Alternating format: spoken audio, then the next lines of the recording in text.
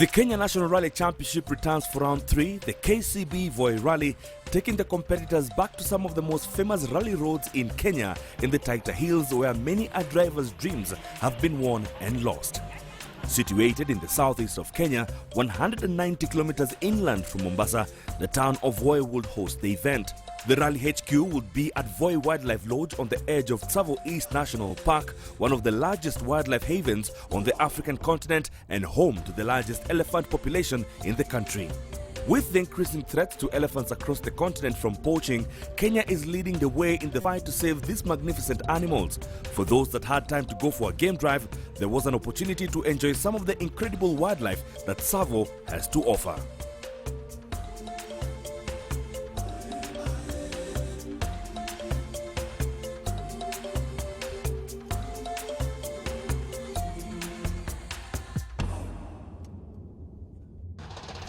Carl Tundo had returned to form in Nyeri, taking a convincing win on the second round ahead of Baldev Chaga.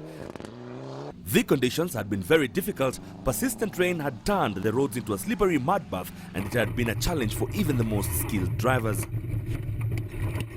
The rain had held back in Voi despite the normally semi-arid area being lush and green, and the route promised to be dry and dusty. The drivers would have to face one of the most technical and demanding rallies of the season as they battled their way up and down the Taita Hills. Baldev Chaga arrived in Voi with a comfortable lead in the championship and will be looking for a podium to stay out in front. The routes are very interesting, and they're also very challenging, so you can be very brave and make silly mistakes and get it completely wrong. So it's a very fine balance of what we have to do, keep the speed and not risk it as much as we would like to. Carl Tundo was happy to have his title defense back on track, but would need to push for a win if he wanted to close the gap to Chaga. I think try and catch everyone asleep on the first section, because it's a long section. I think these long sections, the concentration is going to have to be way up there. If you can again get around clean.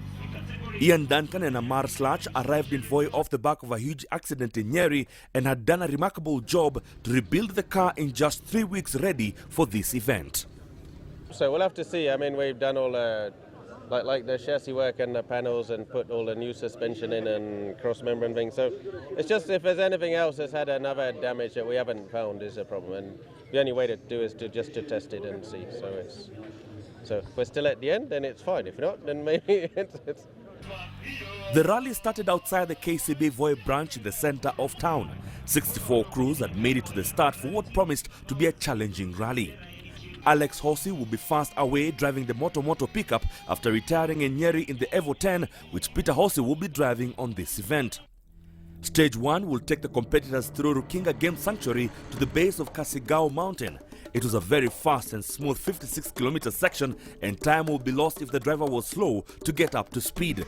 This stage would be repeated for Stage 5. This was followed by the first of 2 visits to the Voi Stadium for a quick 500-meter spectator stage, thrilling the Voi residents. Service at Voi Wildlife Lodge was followed by the only run through the Taita Hills, a punishing 48-kilometer stage that took the drivers through historic rally country. The crews then returned to Voi for another run through the special stage, followed by service and a repeat of the first stage.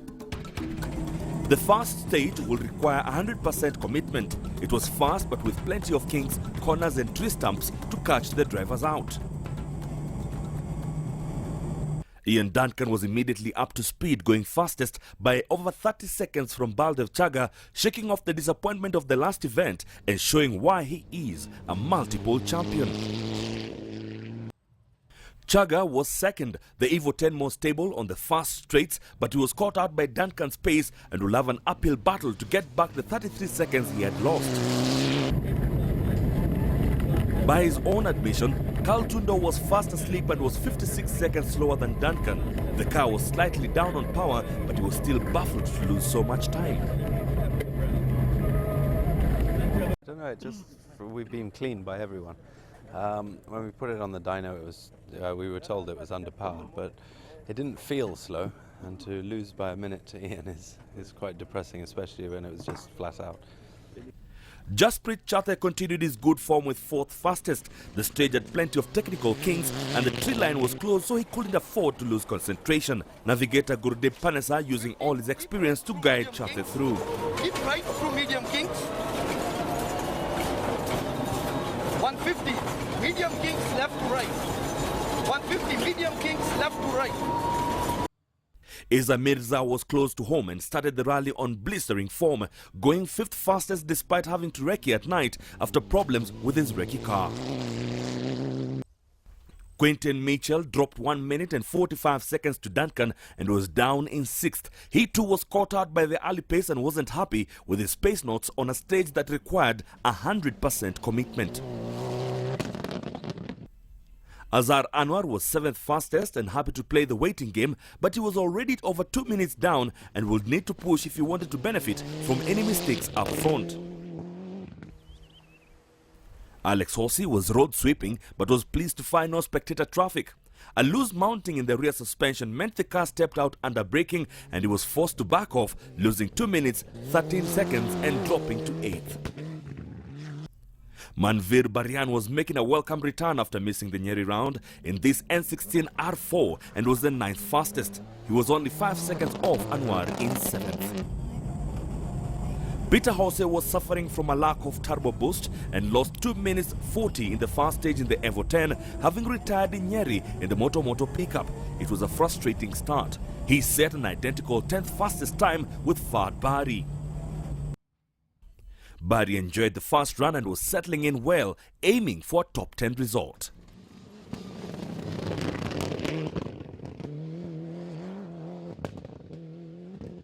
Frank Tundo was back in his Evo 9. After a good result in Nyeri, he was slow to get going and was down in 14th.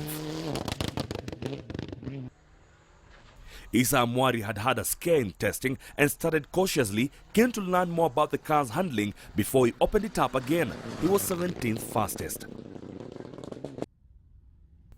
Further back, John Nganga was hoping to continue his steady form, but soon caught and got stuck behind Don Smith, losing time and dropping down to 23rd. Don Smith was back after retiring in the first round in his N16 and was a little rusty, a top 10 finisher. He was down in 30th overall. Mahesh Halai was 2nd fastest in the SSPV class category behind Alex Horsey. Having won in Nyeri, he was getting off to a good start. However, an issue with the starter at the beginning of the Super Special meant he would pick up 60-second time penalty. Alice Keith was only 7 seconds slower than Halai in his aging Impreza. The two drivers were battling for the lead in the class championship. Overheating on the long straight was forcing the Naivasha driver to back off. The F2 Class Championship is being hotly contested this season, with Adnan Suhail holding a slender lead. However, a stick punctured the radiator and his rally was over. He would have to wait and see how his title rivals fared.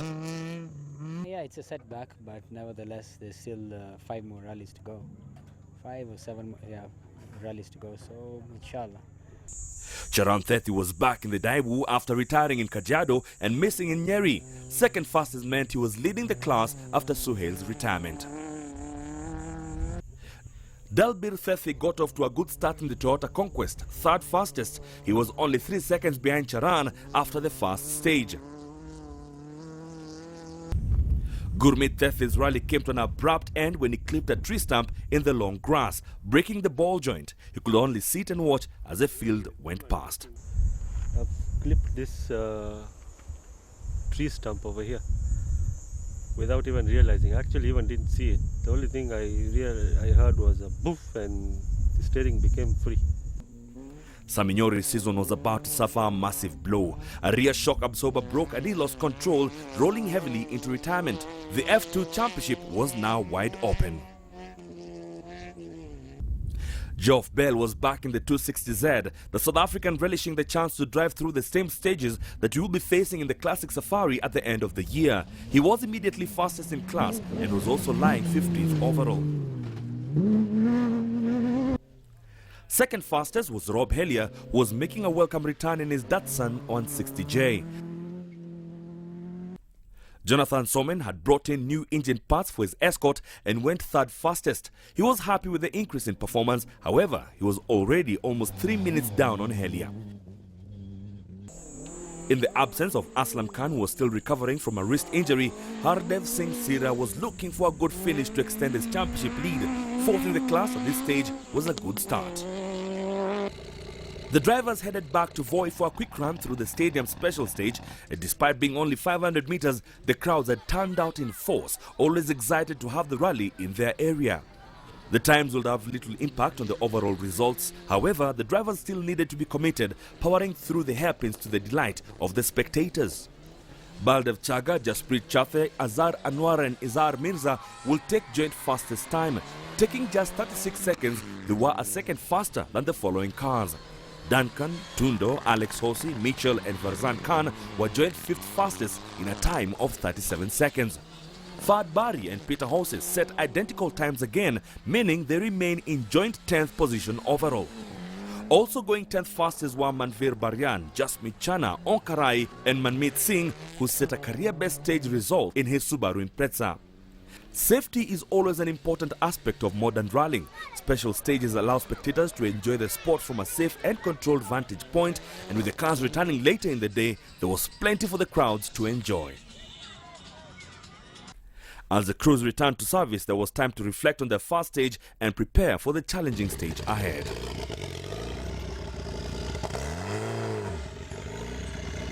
This is one of the first rallies where things are actually completely in place. I'm first on the road at the moment, so I'm the road sweeper when it comes to people in the way. And I've had absolutely no problem. So I'm very pleased with how the organisers have managed to make everyone aware of what's happening today.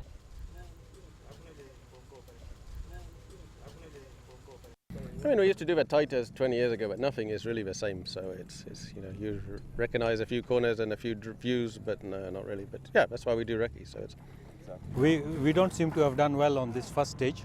We didn't have any problem. We thought we were going pretty quickly, but the other guys beat us by quite a bit. We're already 2 minutes down. Every rally I definitely learn something and try to improve in the next rally. So I think the pace is coming up and it's not bad. I'm happy with it. Stage 3 took the crews to the Taita Hills, an iconic stage in Kenya's rally history. Hundreds of hairpins and corners will take the toll on drivers' concentration. Where skill would outweigh power and speed, overheating engines and broken drive shafts on the way up were only half the problem, as a loose surface and rocks waited to catch out those that went offline. The drivers would also have to manage the brakes on the way down to stop them overheating before a flat-out 20-kilometer sprint to the end of the stage. This is the stage that has made or broken the dreams of many a driver on the Safari Rally. Tundo and navigator Tim Jessop had planned the attack on the uphill section. The endless hairpins a real challenge for both driver and machine. After a sluggish start on the opening stage, they went fastest, clawing back 33 seconds on Duncan's lead. They were back in with a fighting chance if Duncan made a mistake.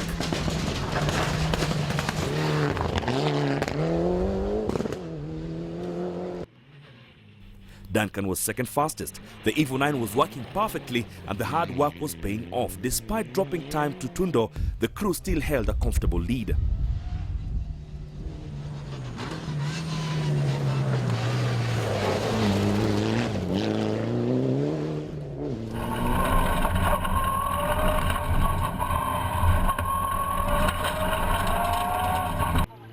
Baldev Chaga was fighting hard with the Evo 10, which was more bulkier than the nimble Impreza he was used to.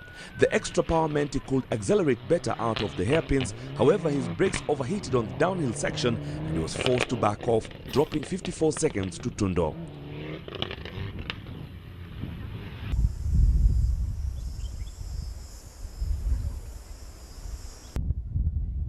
Quinton Mitchell found his rhythm and was happier with his notes. The tight hairpins suited the Impreza and he went fourth fastest to close the gap on Chathe to just 12 seconds. Alex Hosi had to work hard to keep the pickup in a straight line. A lack of weight in rear meant that he wasn't getting the best traction on the loose uphill section. He still managed the fifth fastest time, passing Anwar and moving up to sixth overall. Chathe found the going tough and was lucky to escape without damage after hitting this ditch hard. The demanding stage needed 100% concentration. He dropped time and would have to fight if he wanted to keep hold of fourth.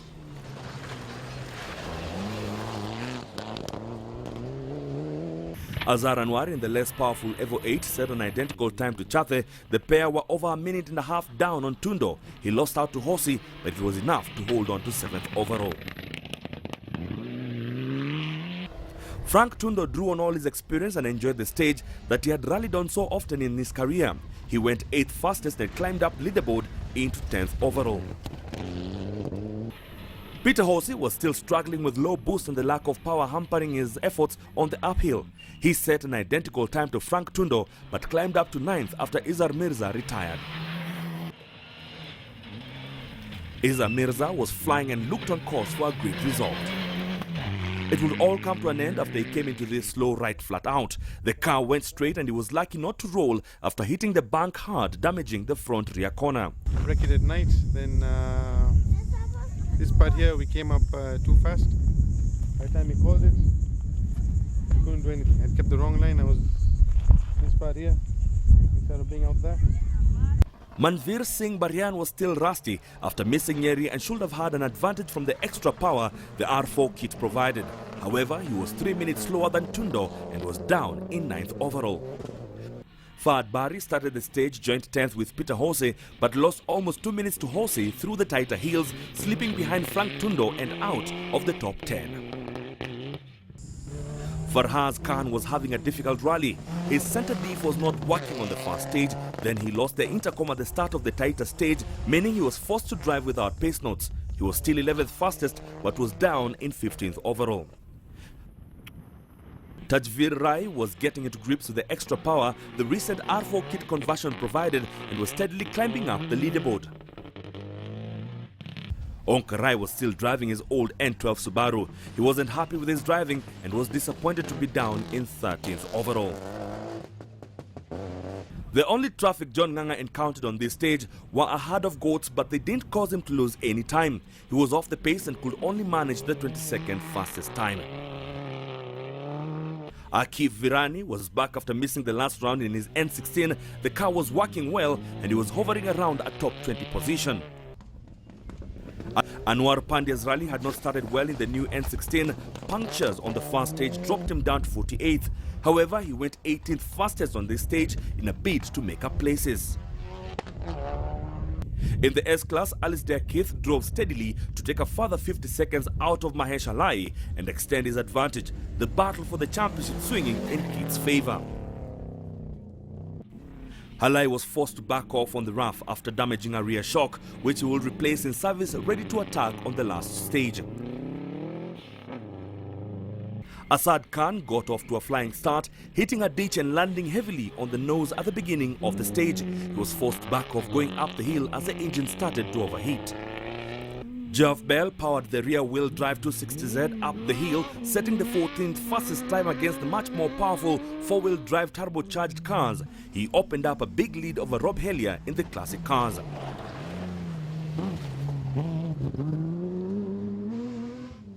Rob Hellier danced the old 160J up the hill but lost his brakes completely at the top of the downhill, forcing him to back off. He dropped 4 minutes to Bell but still held a comfortable gap to Somen.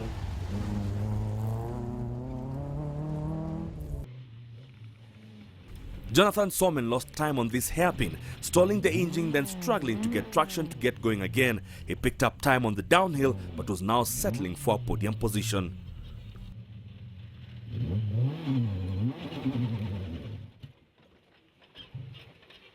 Hardev Singh Sira drove steadily waiting for the cars ahead to break. With Hellier and Somen out of contention for the championship, he needed to finish to consolidate his lead. Samira Khan got the little escort through the difficult Taita stage, which was especially demanding on the two-wheel drive cars. Another good finish was on the cards for the Rally Queens. In the F2 category, Dennis Mwenda had hoped to capitalize on Suhail's retirement, but he too dropped out after punishing his car up the hill.